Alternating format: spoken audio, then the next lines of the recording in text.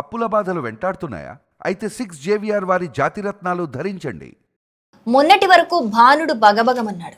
బయట అడుగు పెట్టాలంటేనే ప్రజలందరూ కూడా భయపడిపోయారు. ఉక్కపోతతో ఉక్కిరిబిక్కిరైపోయారు. కానీ ఇప్పుడు సీన్ పూర్తిగా మారబోతోంది. బంగాళాఖాతంలో ఏర్పడిన అల్పపీడనం కారణంగా తెలుగు రాష్ట్రాలకు మళ్లీ వర్షాలు రాబోతున్నాయని వాతావరణ శాఖ ప్రకటించింది. కొన్ని ప్రాంతాల్లో ఉరుములు, మెరుపులు, ఈదురు గాలులతో కూడిన వర్షాలు పడే అవకాశం ఉందని హెచ్చరికలు జారీ చేస్తోంది. మరి ఎక్కడెక్కడ వర్షాలు కురవనున్నాయి, ఏ జిల్లాలకు అలర్ట్ జారీ చేశారు అనే డీటెయిల్స్ అయితే మనం ఈ వీడియోలో పూర్తిగా తెలుసుకుందాం. ప్రస్తుతం ఉత్తర ఒడిశా, పశ్చిమ బెంగాల్ తీరానికి ఆనుకుని బంగాళాఖాతంలో ఒక అల్పపీడనం అయితే ఏర్పడింది. దీనికి తోడు కోస్తాంధ్ర మీదుగా తెలంగాణ, మహారాష్ట్ర వరకు కూడా ఒక ద్రోణి కూడా విస్తరించింది. ఈ రెండు వాతావరణ వ్యవస్థల ప్రభావంతో తెలుగు రాష్ట్రాల్లో మళ్లీ వర్షాలు కురిసే పరిస్థితులు అయితే మనకు కనిపిస్తున్నాయి. వాతావరణ శాఖ అంచనాల ప్రకారం అయితే జూలై 17 నుంచి ఆంధ్రప్రదేశ్లోని పలు జిల్లాల్లో తేలికపాటి నుంచి మోస్తారు వర్షాలు కురిసే అవకాశం ఉంది. ముఖ్యంగా ఉత్తరాంధ్ర, కోస్తాంధ్ర జిల్లాల్లో వర్షాల ప్రభావం ఎక్కువగా ఉండే అవకాశం ఉందనైతే నిపుణులు చెబుతూ ఉన్నారు. ఉత్తరాంధ్రలోని శ్రీకాకుళం, విజయనగరం, పార్వతీపురం మన్యం, అల్లూరి సీతారామరాజు జిల్లాలతో పాటు కోస్తాంధ్రలోని తూర్పు గోదావరి, పశ్చిమ గోదావరి, ఏలూరు జిల్లాల్లో మంచి వర్షాలు పడే అవకాశం అయితే ఉన్నట్లుగా కనిపిస్తోంది. రాయలసీమలో అనంతపురం జిల్లాలో కూడా అక్కడక్కడ తేలికపాటి వర్షాలు కురిసే అవకాశం ఉందని అంచనా వేస్తున్నారు.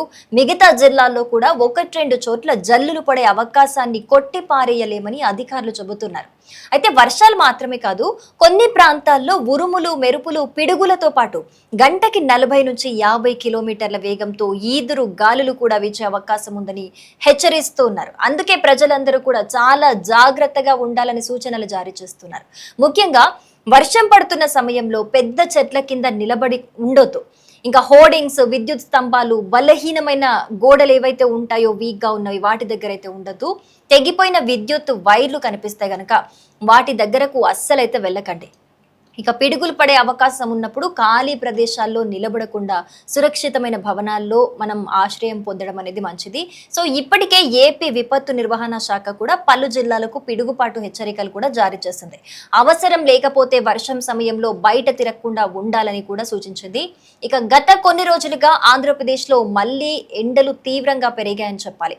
ఉదయం నుంచే మండే ఎండలు, మధ్యాహ్నం ఉక్కపోతతో ప్రజలు తీవ్ర ఇబ్బందులను అయితే ఎదుర్కొంటున్నారు. చాలా ప్రాంతాల్లో ఎండాకాలాన్ని తలపించేలా ఉష్ణోగ్రతలు నమోదవుతున్నాయి. అలాంటి సమయంలో ఈ వర్ష సూచన అనేది ప్రజలకు కొంత ఉపశమనం కలిగించే అంశంగా అయితే ఇప్పుడు మారిందని చెప్పుకోవాలి. సో ఇదిలా ఉండగా గురువారం కూడా రాష్ట్రంలోని పలు ప్రాంతాల్లో వర్షాలైతే నమోదయ్యాయి. శ్రీకాకుళం జిల్లా సోంపేటలో అత్యధికంగా 2.4 సెంటీమీటర్ల వర్షపాతం నమోదైంది. మందసలో 1.8 సెంటీమీటర్లు, అలాగే పలాసలో 1.6, పాతపట్నంలో 1.1 సెంటీమీటర్ల వర్షం అయితే కురిసింది. తెలంగాణలో కూడా ఇదే పరిస్థితి అయితే కనిపిస్తోంది. తెలంగాణలో కూడా కొన్ని జిల్లాలకు రెయిన్ అలర్ట్ జారీ చేసినట్లుగా తెలుస్తోంది. సో గురువారం సాయంత్రం అనేక జిల్లాల్లో వర్షాలు కురవగా శుక్రవారం ఉదయం హైదరాబాద్ లోని పలు ప్రాంతాల్లో అక్కడక్కడ వర్షం పడింది. సో మొన్నటి వరకు తెలంగాణలో కూడా భానుడు తన ప్రతాపాన్ని అయితే చూపించాడు. కానీ ఇప్పుడు అల్పపీడన ప్రభావంతో ఉష్ణోగ్రతలు క్రమంగా తగ్గే అవకాశం ఉందనైతే వాతావరణ శాఖ చెబుతూ ఉంది. మొత్తానికి మండిపోతున్న ఎండల నుంచి తెలుగు రాష్ట్రాల ప్రజలకు ఈ అల్పపీడనం కొంత ఊరటి ఇవ్వబోతుందని చెప్పుకోవచ్చు. అయితే వర్షాలు ఆనందాన్ని ఇస్తాయి, కానీ ఈ ఉరుములు, పిడుగులు, ఈదురుగాలుల రూపంలో ప్రమాదాన్ని కూడా వర్షాలు తీసుకొచ్చే అవకాశం ఉన్నందున వర్షాలు పడుతున్నప్పుడు ఎవరు కూడా బయటికి రాకూడదు. ఏదైనా అవసరం ఉంటే తప్పితే బయటికి రాకూడదని కూడా అధికారులు సూచనలు జారీ చేస్తున్న పరిస్థితి అయితే మనకు కనిపిస్తోంది. ఎందుకనంటే మనం లాస్ట్ ఇయర్ వర్షాలు పడ్డప్పుడు చూసాము పరిస్థితి ఎంత ఘోరంగా ఉంది. ఇప్పటికే ఈ ఏదైతే జులై మాసం ఉందో, లాస్ట్ ఇయర్ జులై మాసంలో తీవ్రంగా వర్షాలు పడ్డాయి. అప్పటికే చాలా పరిస్థితి అంటే రోడ్లు కంప్లీట్గా ట్రాఫిక్ జామ్ అయిపోయి రోడ్లు నిండుకోవడం కావచ్చు, దిగువ ప్రాంతాల్లో ఇళ్లలోకి నీళ్లు వెళ్ళిపోయి అక్కడ వాహనాలన్నీ కూడా తేలుతూ కనిపించడం కావచ్చు, చాలా మంది మ్యాన్ హోల్స్ ఓపెన్ ఉండి అవి చూసుకోక వాటిలో పడిపోయి గాయాలవ్వటం కావచ్చు. కొంతమంది అయితే కొన్ని ఘటనలు కూడా చూసాము, మ్యాన్ హోల్స్ ఓపెన్ ఉండి ఆ వరద తీవ్రతలో కొట్టుకుపోయి చనిపోయిన ఘటనలు కూడా మనం చూడడం జరిగింది. సో ఇదేదో భయపెట్టడానికి చెప్తున్నది కాదు. భారీగా కుంభవృష్టి వర్షాలు అల్పపీడన ప్రభావంతో కురుస్తున్నాయి అని హెచ్చరికలు వస్తే గనక వర్షం ఎప్పుడైతే పడుతుందో ఆ సమయంలో బయటికి వెళ్లకుండా ఉండటం అనేది చాలా మంచి విషయం.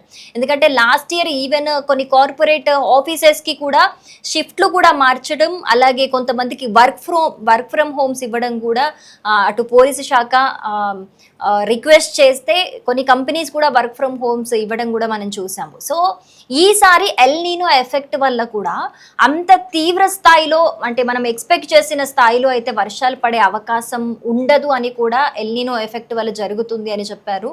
కానీ ఏ విధంగా ఉంటుంది అసలు ఈ అల్పపీడన ప్రభావం? సో కొన్ని జిల్లాలకు అలర్ట్ జారీ చేశారు గనక మన ప్రాంతంలో ఎప్పుడైతే వర్షం కురుస్తుందో అప్పుడు వర్షం తీవ్రత బట్టి బయటికి రాకుండా ఉండటం అనేది చాలా మంచి విషయం. ఎందుకంటే ఎస్పెషల్లీ ఈ ఉరుములు, మెరుపులు, ఈదురుగాలులతో కూడిన వర్షం పడుతున్నప్పుడు బయట ఉండకపోవడం అనేది చాలా ఇంపార్టెంట్. ఎందుకంటే ఈ మధ్య సోషల్ మీడియాలో చూస్తున్నాము, ఎప్పుడు పిడుగుపాటు జరుగుతుందో అసలు మనం ఇక్కడ నుంచుంటే ఎక్కడొచ్చి పిడుగుపడుతుందో అర్థం కాని పరిస్థితి కనిపిస్తోంది. ఎస్పెషల్లీ మరీ ముఖ్యంగా వర్షం పడుతున్నప్పుడు ఈ ట్రాన్స్ఫార్మర్లు ఏమైతే ఉంటాయో ఆ విద్యుత్కి సంబంధించినవి వాటి దగ్గర ఉండకపోవడం అనేది చాలా మంచిది. ముఖ్యంగా పెద్ద పెద్ద చెట్ల కింద అస్సలు నిలబడి ఉండకూడదు. అందుకే ఈ బంగాళాఖాతంలోని అల్పపీడనం కారణంగా కురిసే వర్షాల నేపథ్యంలో ప్రజలందరూ కూడా తగు జాగ్రత్తలు తీసుకోవాలని కూడా అటు వాతావరణ శాఖ సూచిస్తూ ఉంది, ఇటు ప్రభుత్వ అధికారులు కూడా హెచ్చరికలు జారీ చేస్తున్నారు.